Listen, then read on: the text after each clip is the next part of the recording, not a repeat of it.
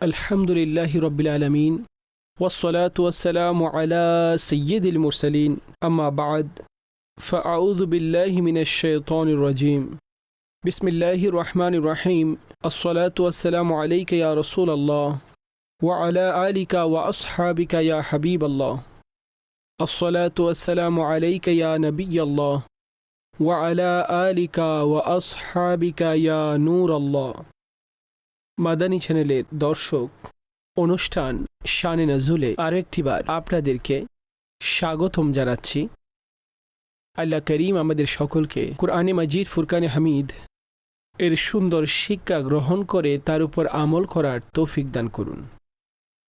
শুরুতে দরুদ পাকের ফজিলত আমাদের প্রিয় নবী সাল্লাল্লাহু আলাইহি ওয়াসাল্লামের ফরমানে মুবারক আলিশান হল যে যেই ব্যক্তি জুমাতুল মুবারকের দিন 100 বার আমার উপর দরুদ পাঠ করে, আল্লাহ তার 100টি চাহিদা পূরণ করে থাকেন।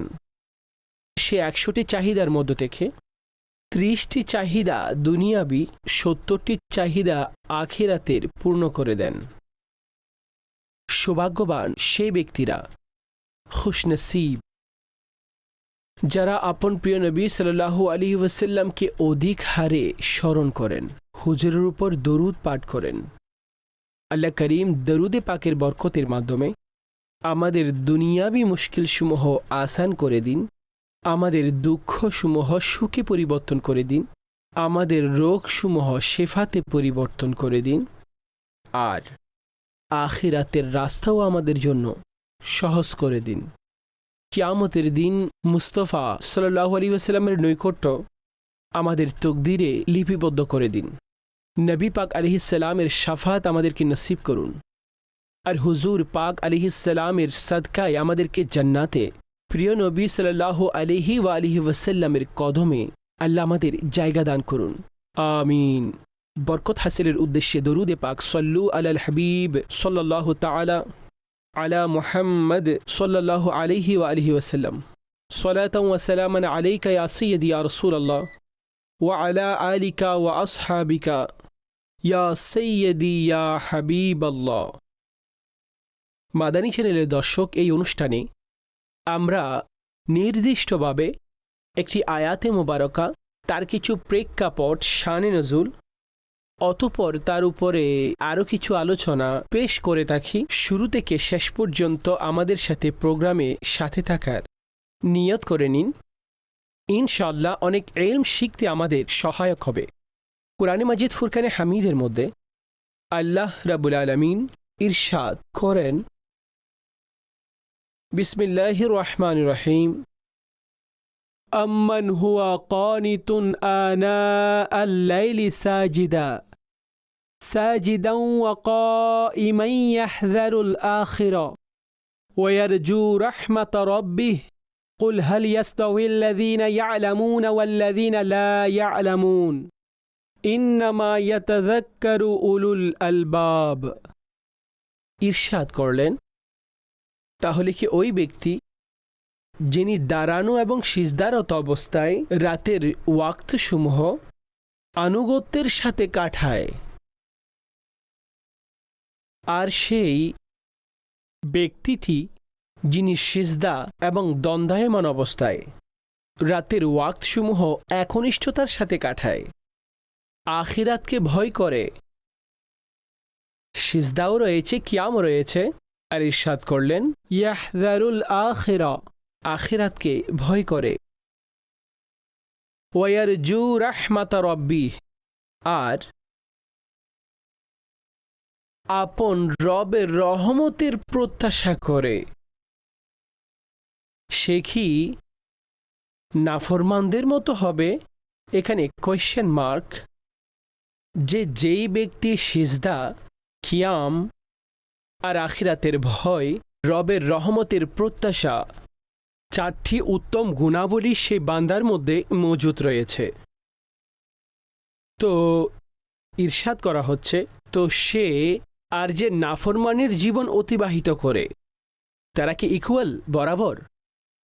অতঃপর আল্লাহ নিজে ইরশাদ করে দিলেন, কুল, হে মাহবুব আপনি বলে দিন, হাল ইয়াস্তাউইল্লাযীনা ইয়া'লামুনা ওয়াল্লাযীনা লা ইয়া'লামুন ইন্নামা ইয়াতাযাক্কারু উলুল আলবাব। আপনি বলে দিন যে জ্ঞানী ব্যক্তি আর জ্ঞানহীন কি এক? বোধসম্পন্ন ব্যক্তিরাই নসিহত মেনে নেয়। ইন্নামা ইয়াতাযাক্কারু উলুল আলবাব, আকলে সলিম যাদের মধ্যে রয়েছে, জ্ঞান সম্পন্ন হওয়া, তারাই উপদেশ গ্রহণ করে। উপদেশ মানার দ্বারা উদ্দেশ্য অতঃপর যে উপদেশ রয়েছে সেগুলোর শৃঙ্খলা পরিপূর্ণ করা, সেগুলোর উপর আমল করা। এই আয়াতে মুবারকার শানে নজুল এভাবে বর্ণনা করা হয়েছে যে হজরতে আবু বকর রাদিয়াল্লাহু তাআলা আনহু আর হজরতে উমর রাদিয়াল্লাহু তাআলা আনহু আর অন্যান্য অনেক সাহাবার আলোচনা হয়েছে যে তাদের ব্যাপারে এই আয়াতে মুবারকা এভাবে নাজিল হয়েছে। আর এখানে ইহুদিদের একটি জবাব দেওয়া হয়েছে আর তাদেরকে বলে দেওয়া হয়েছে যে এখানে যে এই ব্যক্তিরা রয়েছে, এই মানুষরা রয়েছে, তাদের সুন্দর গুণাবলীগুলো তো দেখুন। সিজদাও রয়েছে, কিয়ামও রয়েছে, আখিরাতের ভয়ও রয়েছে, আর রবের রহমতের প্রত্যাশাও রয়েছে। মাদানী চ্যানেলের দর্শক, এগুলো অনেক সুন্দর গুণাবলী। ইবাদত যদি কেউ করে, ইবাদত গুজার বলা হয়ে থাকে, তো সেই যেন নিজের ইবাদতের উপরে এই ধারণা না রাখে যে আমার ইবাদতের কারণে আল্লাহ আমাকে ক্ষমা করে দিয়েছে। না, ইবাদত করেছেন তো এটা তো রব তৌফিক দিয়েছে, আপনাকে ইবাদত করেছেন, কিন্তু সাথে সাথে আখিরাতের ভয় এটা অন্তরের মধ্যে থাকবে, আল্লাহর ভয় এটা অন্তরের মধ্যে থাকবে। আচ্ছা, আল্লাহর ভয় থাকলে সাথে আল্লাহ এটাও ইরশাদ করে দিয়েছেন যে আল্লাহর রহমতের আকাঙ্ক্ষা, রহমত থেকে নিরাশ হয়ে যাওয়া, কেননা আকাঙ্ক্ষা না রাখা, নিরাশ হয়ে যাওয়া এটা ভালো ধারণা নয়। কুল ইয়া ইবাদিয়াল্লাযীনা আসরাফু আলা আনফুসিহিম লা তাকনাতু মির রাহমাতিল্লাহ। আল্লাহ ইরশাদ করেন যে হে আমার বান্দারা, যারা নিজেদের নফসের উপরে জুলুম করেছ। এখানে ইসরাফের অর্থ হচ্ছে যারা গুনাহ করে নিয়েছে, তাদেরকে বলা হচ্ছে লা তাকনাতু মির রাহমাতিল্লাহ, যে তোমরা আল্লাহর রহমত থেকে নিরাশ হয়ো না, আল্লাহর রহমত থেকে নিরাশ হয়ো না। প্রত্যাশা আল্লাহর রহমতের রাখা আর ভয় একেবারে থাকবে না, এটাও ঠিক নয়। নিয়ম এটা হবে যে আকাঙ্ক্ষা এবং ভয়, রহমতের প্রত্যাশা আর ভয়, এই উভয় জিনিস এগুলো থাকতে হবে। আর এগুলোর মধ্যে থাকলে, অর্থাৎ এগুলো একত্রিত করলে একজন মানুষে পরিপূর্ণ হয়, যে যেখানে তার আকাঙ্ক্ষাও পরিপূর্ণ রয়েছে আর সাথে সাথে ভয়ও রয়েছে, খৌফ রয়েছে, তখন ব্যক্তি সফল হয়। আপনি আল্লাহওয়ালাদেরকে দেখুন, ওনাদের সুহবতে বসুন, তো এই সুন্দর গুণাবলী আমাদের ওনাদের জীবনী থেকে, ওনাদের আলোচনা থেকে, ওনাদের পর্যালোচনা থেকে, ওনাদের তাকরির থেকে এই বিষয়গুলো আমরা দেখতে পাব, আর ওনাদের আমল দ্বারাও আমরা দেখতে পাব যে শুধুমাত্র আকাঙ্ক্ষা রাখা রহমতের আর করতে থাকা নাফরমানি, করতে থাকা গুনাহ, এদিকে আকাঙ্ক্ষা রয়েছে, এটা প্রকৃতপক্ষে তার আকাঙ্ক্ষাও থাকে না। এটা তো বলা যায় যে বলা হয় যে উজর এবং বাহানা কোন একটির নাম সেই নিয়ে নিল, ঠিক আছে, রবের রহমত অনেক বড়, এখন ওই মানুষ চলতে থাকে নাফরমানির দিকে। না, তার উদাহরণ হলো এমন, যেমন অনেক বড় কোনো ডাক্তার আর অনেক বড় তার হসপিটাল রয়েছে। এখন তিনি কোনো ব্যক্তিকে বলল যে আপনি টেনশন করবেন না। এখন এমন কোনো বিষয় সংঘটিত হলো, কিছু আল্লাহ না করুক অসুস্থ হলো, অ্যাক্সিডেন্ট হলো, মনে করুন হাড় বিষয়ক ডাক্তার, তো অনেকে আছেন না যে আমি আছি, আমি দেখে নিব, ঠিক করে দিব আমি, আচ্ছা ঠিক আছে। এখন তার সেই কথার উপর যে তিনি ভরসা দিয়েছেন যে আপনি একেবারে নিশ্চিন্ত হয়ে যান, তো তখন এমন কোনো জ্ঞানী ব্যক্তি কি রয়েছে অথবা সেই ব্যক্তিকে কি বিবেকবান বলা হবে যে বলবে যে আমি আজকে কোথাও বাইক অ্যাক্সিডেন্ট করব, কার অ্যাক্সিডেন্ট করব, আমি এটা করে দিব, আমি ছাদ থেকে লাফ দিব? কেন ভাই? আরে ডাক্তার সাহেব আছেন না, হাড় বিশেষজ্ঞ, তিনি তো বলে দিয়েছেন একেবারে নিশ্চিন্ত হয়ে যান। তো সেই ব্যক্তিকে বিবেকবান বলা হবে না। সন্দেহ ছাড়া মাদানী চ্যানেলের দর্শক, আজকে এখানে এটা আরজ করব, রবের রহমত অনেক বড় হয়ে থাকে। রবের রহমত রবের গজবের উপরে অগ্রগণ্য হয়ে থাকে। গজবের থেকেও বড় রহমত। আর আল্লাহ পাকই আপন বান্দাদেরকে ইরশাদ করেছেন, আমার রহমত থেকে নিরাশ হয়ে যেও না, প্রত্যাশা রাখো, নিরাশ হয়ে যেও না। কিন্তু এই আকাঙ্ক্ষা, এটার অর্থ এটা কখনোই নয় যে ব্যক্তি আকাঙ্ক্ষা রাখছে আর সাথে সাথে তার অন্তরের ভয় একেবারে চলে গেল,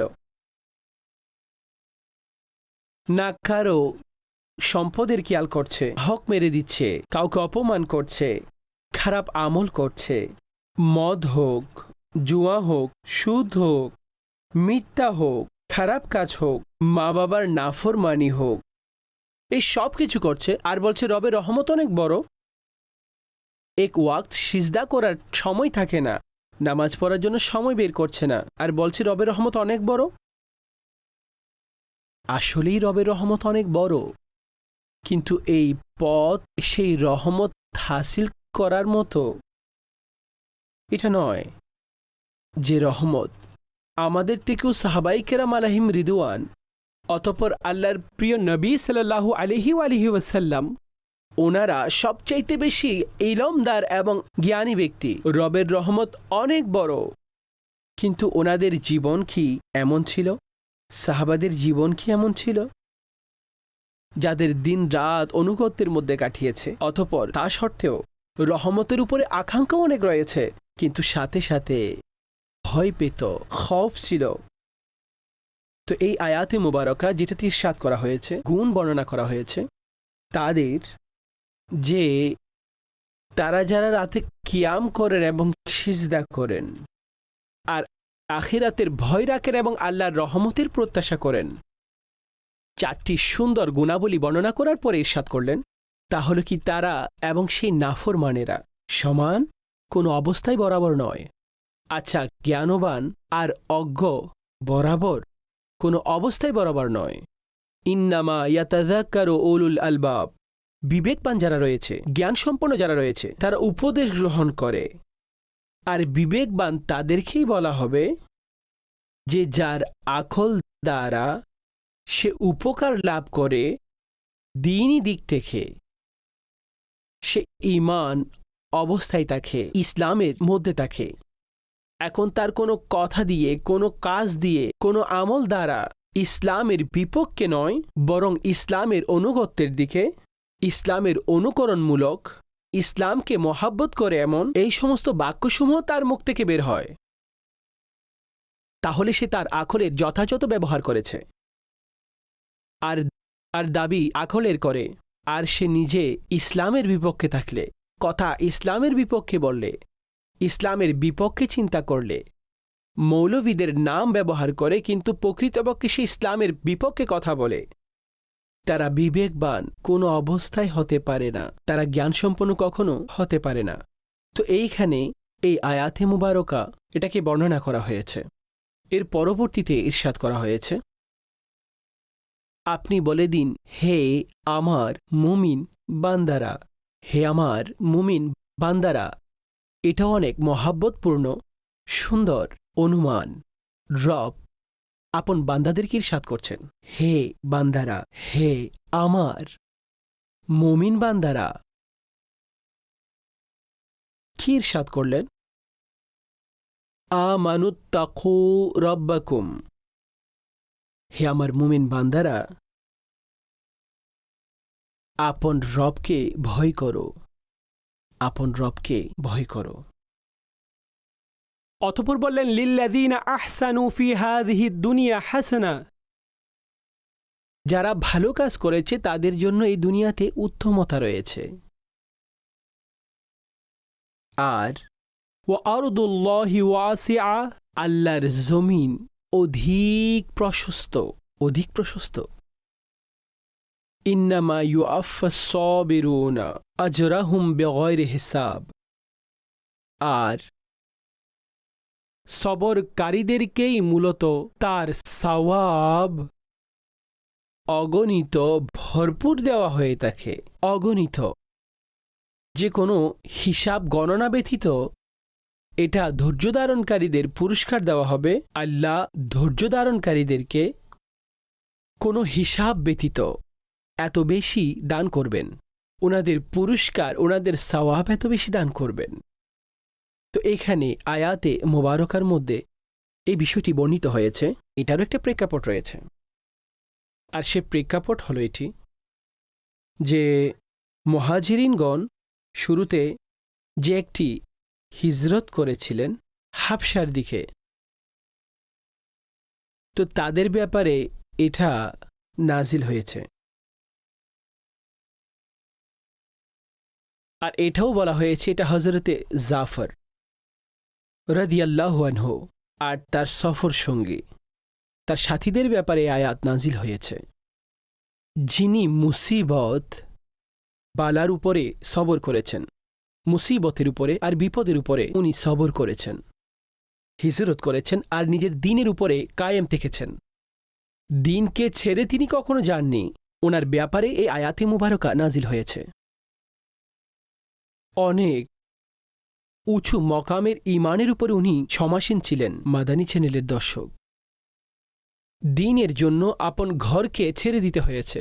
দুইটি হিজরত, একটি হল প্রথমে মক্কা থেকে হাবশার দিকে, আর অতঃপর যেটাকে বড় হিজরত বলা হয়ে থাকে, যে একেবারে সমস্ত মুসলমানদেরকে মক্কা ছেড়ে মদিনায় মুনাওয়ারার দিকে হুকুম হয়েছিল যে সেই দিকে হিজরত করার। এখন এই যে মক্কা থেকে মদিনায় মুনাওয়ারার দিকে গেলেন আর শুরুতে যে হাবশার দিকে গেলেন, কত বেশি মুশকিল পথ ছিল এগুলো। হিজরত সহজ নয়। আজ আমি আর আপনি যদি এক ঘর থেকে অন্য ঘরে শিফটিং করতে হয়, অনেক কষ্টসাধ্য হয়ে যায়। একটি ভাড়ার ঘর খালি হয়েছে অথবা মালিক খালি করে নিয়েছে, এখন অন্য জায়গায় চলে যেতে হবে, জায়গা খুঁজতে হয়, পেরেশানি সামনে চলে আসে। এলাকা দেখতে থাকেন, সব কিছু দেখতে থাকেন, ঘর দেখবেন, আপনার প্রয়োজনীয়তা দেখবেন, আপনার সহজতাকে দেখতে হবে। আচ্ছা, আগে পিছে সব কিছু জেনে নিবেন। এই সব কিছু আমরা করি, তা সত্ত্বেও এই কাজটি সহজ নয়। সেই জায়গায় যাওয়া, সেখানকার শিফটিং, সেখানকার সেটিং, এটা সহজ নয়। কিন্তু আমাদের কঠিন মনে হয় এই বিষয়গুলো। আমি শুধুমাত্র এমন মেসালের জন্য বলছি যে সাহাবায়ে কেরাম আলাইহিম রিদওয়ান যারা মক্কা থেকে মদিনায় গেলেন, এখানে জায়গা শিফট হচ্ছে না, পুরো ঘরেই পুরো জায়গাটাই শিফটিং হয়ে যাচ্ছে। আর পুরো ঘর কি বংশধরকে ছেড়ে যেতে হচ্ছে। কারো মাতা পিতা মুসলমান হলে তো সন্তান মুসলমান নয়, কারো সন্তান মুসলমান হলে মাতা পিতা মুসলমান নয়, স্বামী মুসলমান হলে তো স্ত্রী মুসলমান ছিল না। হুকুম হলো হিজরত করে নাও। তো সেখানকার নিজের সমস্ত বিজনেস, নিজের জমিনসমূহ, নিজের যা কিছু সম্পদ ছিল সেই সব কিছু ছেড়ে দিয়ে, বংশধরদের সব কিছু ছেড়ে দিয়ে শুধুমাত্র আল্লাহ এবং রাসূলের হুকুমের উপরে লাব্বাইক বলে বলে মদিনার দিকে ওনারা হিজরত করলেন। এটা অনেক বড় আমল, অনেক বড় আমল। তাদের জানা ছিল না, সে সময় তাদেরকে এটা বলা হয়নি। না তারা জিজ্ঞেস করলো আমরা মদিনায় যাচ্ছি তো কোত্থেকে হবে খাবার দাবার, না জিজ্ঞেস করলো, না তাদের এটা বলা হলো শুধুমাত্র এতটুকু যে আল্লাহর জন্য হিজরত করো, আল্লাহর জন্য হিজরত করো। আর যে হাদিসে পাক রয়েছে ইন্নামাল আমালু বিন্নিয়াত, যেটা আমরা শুনতে পাই যে আমলের সবকিছু নির্ভর করে নিয়তের উপরে, হাদিসের মূল বিষয়বস্তু হলো এটি। যখন হিজরতের জন্য মুসলমানদেরকে হুকুম দেওয়া হলো আর ইরশাদ করা হলো যার হিজরত আল্লাহর সন্তুষ্টির জন্য। যদি কেউ দুনিয়া তালাশের জন্য হিজরত করে তো তার হিজরত সে বিষয়ের উপরে হবে, কিন্তু যে হিজরত এই জন্য করলো যে আল্লাহর হুকুম এবং প্রিয় হাবিব সাল্লাল্লাহু আলাইহি ইসলামের সন্তুষ্টির জন্য, তো সে হিজরত আল্লাহ এবং তার রসুলের জন্য গণ্য হবে। এতটুকু মুশকিলের সামনাসামনি হয়ে সবর করা এবং কায়েম থাকা। ইরশাদ করলেন, ইন্নামা ইউআফাস সাবিরুনা আজরাহুম বিগাইরি হিসাব। কোনো হিসাব কিতাব ছাড়া, কোনো হিসাব নিকাশ ছাড়া আল্লাহ তাদের পুরস্কার দান করেন। মুসিবতের সময় ধৈর্যশীল থাকা, এটার অনেক ফজিলত রয়েছে। হযরতে আব্দুল্লাহ বিন আব্বাস রাদিয়াল্লাহু তাআলা আনহুমা তিনি ইরশাদ করেন, রাসূলুল্লাহ সাল্লাল্লাহু আলাইহি ওয়াসাল্লাম ইরশাদ করছেন, বালা এবং মুসিবতের মধ্যে পতিত থাকা ব্যক্তিকে কিয়ামতের দিন হাজির করা হবে, না তাদের জন্য মিজান কায়েম করা হবে, না তাদের আমল নামা অর্থাৎ দফতর খোলা হবে, তাদের জন্য পুরস্কার এবং সওয়াবের অধিক বর্ষণ হবে। এমনকি দুনিয়াতে কষ্টে পতিত থাকা ব্যক্তির জন্য তাদের অধিক সওয়াব দানের মাধ্যমে কি আশা করবেন? আল্লাহ, হায় যদি তারা মুসিবত সহ্যকারীদের অন্তর্ভুক্ত হতো আর তাদের শরীর কাঁচি দ্বারা কাটা হতো, তাহলে আজকে ধৈর্যশীলরা যে পুরস্কার পাচ্ছে সেই পুরস্কার সমূহের মধ্যে তারাও অন্তর্ভুক্ত হতে পারত। আল্লাহু আকবার। মাদানী চ্যানেলের দর্শক, ধৈর্য অনেক বড় আমল, অনেক বড় আমল। সবর বলা হয় আল্লাহর সন্তুষ্টিতে সন্তুষ্ট থাকা আর নিজে নিজেকে আপত্তিকর বাক্য থেকে বিরত রাখা। আর যে দুঃখ পেয়েছে সেটাও মালিকের জন্য সহ্য করা, বাস নিজের সে তকদিরি ফয়সালার উপরে রাজি থাকা। তো যার জন্য রেজা বিল কাদা নসিব হয়ে যায় আর সে সন্তুষ্ট থাকে, অনেক বড় এটি পুরস্কারের আমল হয়ে থাকে, অনেক বড় পুরস্কারের আমল হয়ে থাকে। হযরতে সাইয়্যিদাতুনা উম্মে সালমা রাদিয়াল্লাহু তাআলা আনহা, ওনার স্বামী আবু সালমার ইন্তেকাল হলো। তো এখন এ ব্যাপারে ওনার কাছে নবী পাক আলাইহিস সালাতু ওয়াস সালামের এই রিওয়ায়াত পৌঁছল যে হুজুর আলাইহিস সালাম মুসিবতের সময় এই দোয়া করার শিক্ষা ইরশাদ করলেন, আল্লাহুম্মা জুরনি ফি মুসিবতি ওয়া আখলিফ লি খায়রাম মিনহা। এই দোয়াটি পৌঁছল। আর এটা তর্জমা হচ্ছে, হে আল্লাহ, আমাকে আমার মুসিবতের উপরে আজর দিন, সওয়াব দিন, আর তার উত্তম প্রতিদান আমাকে দান করুন। তিনি ইরশাদ করলেন যে দোয়া তো অনেক সুন্দর, প্রিয় রাসূল সাল্লাল্লাহু আলাইহি ওয়াসাল্লাম এটা ইরশাদ করলেন, কিন্তু এই দোয়ার মধ্যে যে এটা বলা হয়েছে যে আমাকে এই মুসিবতের ভালো কোনো প্রতিদান দান করুন। তো উনি বলতে লাগলেন, আমার স্বামী যিনি মৃত্যুবরণ করলেন আবু সালমা, ওনার থেকে উত্তম কে হতে পারে? এখন একটু মনোযোগ দিন ওনার কথা। তিনি অনেক ভালো ছিলেন, অনেক নেককার ছিলেন। উনি দুনিয়া থেকে চলে গেলেন, তো ওনার থেকে উত্তম কে?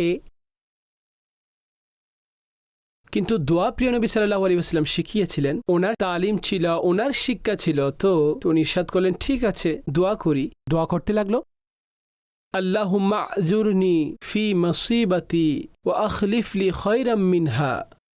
হে আল্লাহ, আমাকে আমার মুসিবতে ধৈর্য দান করুন আর এটার জন্য আমাকে উত্তম প্রতিদান দান করুন, তার চেয়ে উত্তম প্রতিদান দান করুন। যখন এই দোয়া প্রার্থনা করছেন, তো এই দোয়ার বরকতে যে প্রিয় নবী সাল্লাল্লাহু আলাইহি ওয়াসাল্লাম উনার পক্ষ থেকে উনি বিয়ের প্রস্তাব পেয়ে গেলেন, আর এইভাবে তিনি হুজুর সাল্লাল্লাহু আলাইহি ওয়াসাল্লামের স্ত্রী হওয়ার উনি মর্যাদা লাভ করলেন। তো একদিকে স্বামী ছিল আবু সালমা, আর তিনি বলছিলেন যে আবু সালমা, তো যদি আমি দোয়া করছি, কিন্তু আবু সালমা থেকে উত্তম কে হতে পারে? সে সময় চিন্তা ভাবনার মধ্যে ওটা আসেনি। কিন্তু যখন নবী পাক সাল্লাল্লাহু আলাইহি ওয়াসাল্লামের স্ত্রী হওয়ার সৌভাগ্যনি পেলেন, এখন বলতে লাগলেন এই দোয়ার অবশ্যই এই ফলাফল আমি পেলাম যে কায়নাতের সবচাইতে আফজল এবং আলা প্রিয় নবী সাল্লাল্লাহু আলাইহি ওয়াসাল্লাম এখন আমার স্বামী, তিনি আমার মাতার তাজ। তো মাদানী চ্যানেলের দর্শক, দোয়া প্রার্থনা করা বান্দার কাজ। দোয়ার উপর পুরস্কার দেওয়া, সে দোয়ার মধ্যে যা প্রার্থনা করা হচ্ছে সেটা দান করা, সেটা রবের অনুগ্রহ। কখনো এটা চিন্তা করে দোয়া ছেড়ে দিবেন না। এটা মুশকিল, এটা এমন না। সবর করুন, মুসিবত এলে এই দোয়া করুন, এই নিয়তেই দোয়া করুন যে আল্লাহ আমাকে আমার মুসিবতে সবর, এই মুসিবতে আমাকে পুরস্কার দান করুন। অতঃপর সাথে সাথে আমার জন্য আল্লাহ উত্তম প্রতিদান দান করবেন। আরবিতে পাঠ করুন।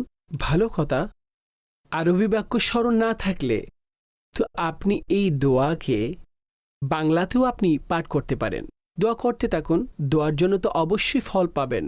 বাংলাতে পাঠ করুন, আরবি বাক্যগুলো স্মরণ করুন, আর চেষ্টা কি করবেন যে নবী পাক সাল্লাল্লাহু আলাইহি ওয়াসাল্লামের যে দোয়া রয়েছে সেটা সেই মুবারক জবান থেকে যেটা প্রার্থনা করা হয়েছে, যে মুবারক মুখ দ্বারা চাওয়া হয়েছে, সেটা অবশ্যই কবুল হবে। সেটা অবশ্যই কবুল হবে। সেই বাক্যসমূহের বরকত নেওয়ার জন্য আরবি এই দোয়াটি আপনি মুখস্থ করুন। পুরুষ হোক কিংবা নারী, যখন মসজিদের কথা আসবে, আরবিতে দোয়ার ক্ষেত্রে মানুষ এটা চিন্তা করে যে ইমাম সাহেব হয়তো কিছু দোয়া করছেন, কিছু পড়ছেন, কেননা আমাদের এগুলো বুঝে আসছে না, আমরা এগুলো ভালোভাবে পড়তে শিখিনি। যদি আরবি দোয়া হয়, আর কোরআনের দোয়া হয়, আর হাদিসের দোয়া হয়, এটা আমরা মুখস্থ করব। তো বিশ্বাস করুন, আপনার সেই দোয়াও ইনশাআল্লাহ কবুল হবে। আর সে দোয়ার বাক্যসমূহের মধ্যে অনেক তাসির রয়েছে, সেগুলোর আলাদা বৈশিষ্ট্য রয়েছে। বাংলাতেও চান, ঠিক আছে, বাংলাতেও চাইতে পারেন, কিন্তু আরবি ভাষায় করাটা অবশ্যই কিছু না কিছু মুখস্থ করা উচিত। এখানে আরেকটি বিষয়, আরেকটি আলোচনা এভাবে এসেছে যে কুল হাল ইয়াস্তাবিল্লাযীনা ইয়ালামুন ওয়াল্লাযীনা লা ইয়ালামুন। আপনি বলে দিন যে জ্ঞানবান ব্যক্তি আর জ্ঞানশূন্য ব্যক্তি তারা কি বরাবর? অর্থাৎ কখনোই নয়। জ্ঞানবান ব্যক্তি তিনি জ্ঞানশূন্য ব্যক্তির চেয়েও অধিক অগ্রগণ্য হয়, ভালো অবস্থানে থাকে। ওনাকে আল্লাহ জ্ঞান দান করে ধন্য করেছেন। আর ইলম দ্বারা উদ্দেশ্য ইলমে দ্বীন, দ্বীনের জ্ঞান যিনি লাভ করেছেন তিনি। আর উলামা যাদেরকে বলা হয়, ওনাদের তো ইবাদত গুজার বান্দার থেকে ওনাদের মান অনেক বেশি হয়ে থাকে, বড় হয়ে থাকে, যিনারা ইলম দ্বারা নিয়ামত প্রাপ্ত হন। ইবাদত স্বীয় জায়গায়, ইলম কখনো ইবাদত থেকে দূরে সরিয়ে দিবে না, বরং ইলমের গুরুত্ব হচ্ছে এটা ইবাদতের ভিতরেও যোগ পায়দা করে দিবে আর আন্তরিকতা বেড়ে যাবে। ইলম সেটা আমলহীনদের দিকে নয়, বরং আমলওয়ালা বানানোর দিকে নিয়ে আসে। ইলম অন্তরের মধ্যে আল্লাহর ভয় সৃষ্টি করার এক অনেক বড় মাধ্যম। ইন্নামা ইয়াখশাল্লাহ মিন ইবাদিহিল উলামা। এখানে তো বলা হয়েছে আল্লাহকে যারা ভয় করেন তারা উলামা, যারা আল্লাহকে ভয় করেন। কেন? কেননা তাদের ইলম অধিক। তো যাদের ইলম অধিক হয়ে থাকে তাদের তত বেশি অন্তরের মধ্যে ভয় এবং ভীতির প্রাধান্য থাকে। রাসূলুল্লাহ সাল্লাল্লাহু আলাইহি ওয়াসাল্লাম ইরশাদ করেছেন, ইলমের ফজিলত ইবাদতের ফজিলত থেকে অধিক। তোমাদের দ্বীনের উত্তমতা তাকওয়া আর পরহেজগারির মধ্যে রয়েছে। আরেকটি হাদিসের মধ্যে আল্লাহ রাসূল সাল্লাল্লাহু আলাইহি ওয়াসাল্লাম ইরশাদ করেন, আলেম আবেদের উপর অগ্রগণ্য। এটা এমন যেমন 14 তারিখের রাতের চাঁদের ফজিলত সমস্ত তারকার উপরে। এটা আলেমের জন্য ইবাদত গুজার, সাধারণ বান্দা নয়, একজন সাধারণ ব্যক্তি অর্থাৎ সাধারণ নর্মাল ব্যক্তি আর একজন ইবাদত গুজার, আর সে ইবাদত গুজারের উপর আলেমের ফজিলত হচ্ছে এটি। তো মাদানী চ্যানেলের দর্শক, এটা ইলমের বরকত, এটা ইলমের ফজিলত, আলেমের ফজিলত এটা দ্বারা অনুমান করুন যে রাসূলুল্লাহ সাল্লাল্লাহু আলাইহি ওয়াসাল্লাম ইরশাদ করেছেন, একজন আলেম ছিলেন আর একজন ইবাদত গুজার। তো ইরশাদ করলেন, আলেমের ফজিলত আবেদের উপর এত বেশি যে যতটুকু আমার ফজিলত তোমাদের সাধারণের চেয়ে বেশি। এই ফজিলত অতঃপর ইরশাদ করলেন, আল্লাহ তাআলা ওনার ফেরেশতাগণ, আসমান এবং জমিনের সৃষ্টি, এমনকি পিঁপড়া আপন গর্তের মধ্যে, আর মাছেরা মানুষদেরকে দ্বীনের শিক্ষাদানকারীদের জন্য দরুদ পাঠ করে। মানুষকে যারা দ্বীন শিক্ষা দেন তাদের জন্য দরুদ পাঠ করেন। উলামাদের সম্মান করুন, উলামায়ে কেরামকে মহব্বত করুন, উলামায়ে কেরামের সোহবতে ইখতিয়ার করুন। প্রিয় নবী সাল্লাল্লাহু আলাইহি ওয়াসাল্লাম ইরশাদ করেছেন, কোন আলেমান, প্রত্যেক ব্যক্তির জন্য বলেছেন, বললেন আলেম বনে যাও, আও মুতাআল্লিমান, অথবা তালেবে ইলম হয়ে যাও। আলেম হও কিংবা ইলম অন্বেষণকারী হও। অতঃপর ইরশাদ করলেন, আও সাহেবান, অথবা উনার সংস্পর্শের অধীন হয়ে যাও, আও মুহিব্বান, অথবা উনাকে মোহাব্বতকারী হয়ে যাও। কিন্তু ফালা তাকুন খামিসা, পঞ্চম জন হয়েও না, চতুর্থ হয়ে যাও। প্রত্যেক শ্রবণকারী নিজে আলেম হবেন অথবা ইলম অন্বেষণকারী হয়ে যাবেন, অথবা তার সংস্পর্শে থাকবে এরকম হয়ে যাবে, তাকে মোহাব্বতকারী হয়ে যাবে। পঞ্চম জন হবেন না, না আলেম হবে, না তালেব হবে, না সোহবত, না মোহাব্বত। তো পঞ্চম কি? অর্থাৎ বুকস। পঞ্চম কি? উলামাদের সাথে দুশ্মনী। পঞ্চম কি? অর্থাৎ উলামাদেরকে ঘৃণা করা। পঞ্চম কি? অর্থাৎ উলামাদেরকে না মোহাব্বতকারী, না সংস্পর্শে আসা ব্যক্তি, না নিজে ইলম অর্জনকারী, জ্ঞানহীন অর্থাৎ জ্ঞানশূন্য ব্যক্তি হয়ে যাওয়া। পঞ্চম জন যেন হয়ে না যান, ধ্বংস হয়ে যাবেন, ধ্বংস হয়ে যাবেন। এই চার প্রকারের মধ্যে থাকুন। মাদানী চ্যানেলের দর্শক, এটা পায়গাম আপনাদের জন্য, এটা মেসেজ আজকের এই প্রোগ্রামের, যে আমরা সবাই নিজে নিজেকে দেখে নিব যে আমি এই চার ক্যাটাগরির কোনোটার মধ্যে আছি নাকি নেই। যদি এই চার ক্যাটাগরির কোনোটার মধ্যে যদি বিবেচিত না হই, তো রবের সামনে তওবা করুন আর এই রাস্তা ইখতিয়ার করুন। প্রিয় নবী সাল্লাল্লাহু আলাইহি ওয়াসাল্লাম কত সুন্দরভাবে যে ব্যাখ্যা উল্লেখ করেছেন, আলেম হও কিংবা জ্ঞান অন্বেষণকারী হও। আচ্ছা, আলিম কিংবা তালিবে ইলম, তারপরে কি? অতঃপর সুহবতে আছে এমন, না হলে তাকে মোহাব্বতকারী। চার ক্যাটাগরি বর্ণনা করে এভাবে ইরশাদ করেছেন, তিনি তো জাওয়ামিউল কালিম, ওনার এক এক বাক্য, এক এক শব্দ অনেক হিকমতপূর্ণ আর অনেক বিষয়বস্তু এগুলোর মধ্যে থেকে যায়। আপনি বলুন যে ব্যক্তি কাউকে মোহাব্বত করে, সর্বশেষে বলা হয়েছে আলেমদেরকে মোহাব্বতকারী হয়ে যাও। আপনি মোহাব্বত করলে তো এটা ওনার সোহবতের মধ্যে নিয়ে যাবে। আচ্ছা, যখন সংস্পর্শ পাবেন তো অতঃপর তো যখন এই ধারাবাহিকতা চলবে, তো তখন একটি এমন সময় চলে আসবে, তো এই ব্যক্তি নিজেই ইলম অন্বেষণকারী হয়ে যাবে। আর যে জ্ঞান অন্বেষণকারী হয়ে যাবে, তো একদিন চলে আসবে সে নিজেই আলিম হয়ে যাবে আর আলেমের মসনদে ফয়েজ প্রাপ্ত হবে।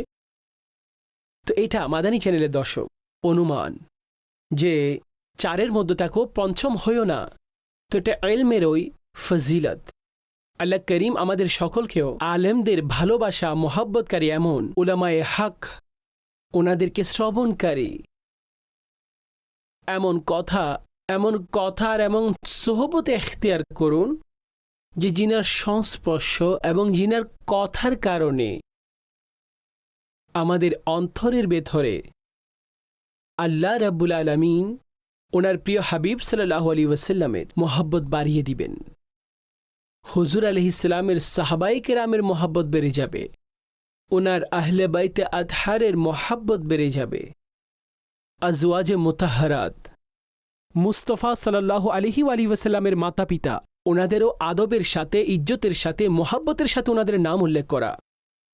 কোনো নবীর ব্যাপারে মাযআল্লাহ অসম্মানজনক খারাপ কথা যেন না বলি।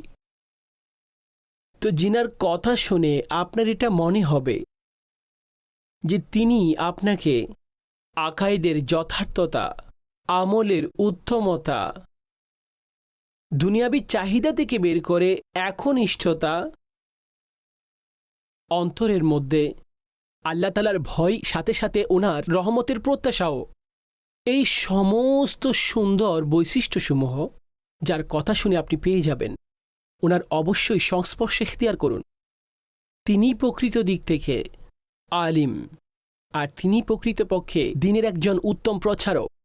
কিবলা শেখে তরিকত আমির আহলে সুন্নাত দামাত বারকাতুমুল আলিয়া, ওনার সোহবতের মধ্যে বসুন, ওনার আলোচনা শুনুন। ওনার সহজ কথা কিংবা কঠিন কথা, সবার ভিতরে এই এক ধরনের বিষয় তৈরি হয়ে যায় যে তিনি সবার সামনে থাকলে যে অবস্থা হয়ে যায়, একা থাকলে তখনও এরকম হয়ে যায়, বরং তার চেয়েও বেশি হয়ে যায়। আল্লাহ করিম ওনার গুলামি আমাদের সকলকে নসিব করুন। দিনে মতিনের জন্য নিজে কাজ করেছেন, আল্লাহ ওনাকে কবুল করুন। আর দাওয়াত ইসলামের যতগুলো অঙ্গ সংগঠন রয়েছে, আলহামদুলিল্লাহ, একসময় যে চারাগাছ লাগানো হয়েছে এটা এখন বিশাল বাগান হয়ে গেছে। রব আজ্জা ওয়াজাল এটাকে সবসময় আবাদ রাখুন। আর দাওয়াত ইসলামের সাথে যারা একাগ্রতা রেখেছেন, সম্পদের দ্বারা যারা সহযোগিতা করেছেন, আল্লাহ করিম তাদের অধিক হারে ইজ্জত এবং বরকত দান করতে থাকুন। আমাদের অনুষ্ঠানের সময়সূচি একেবারে শেষের দিকে চলে এসেছি। আপনাদের কাছে অনুমতি চাচ্ছে, আল্লাহ করিম কুরআনে পাক তার শিক্ষা আমাদের সকলকে শিখে বুঝে তার উপর আমল করার তৌফিক দান করুন। আমিন।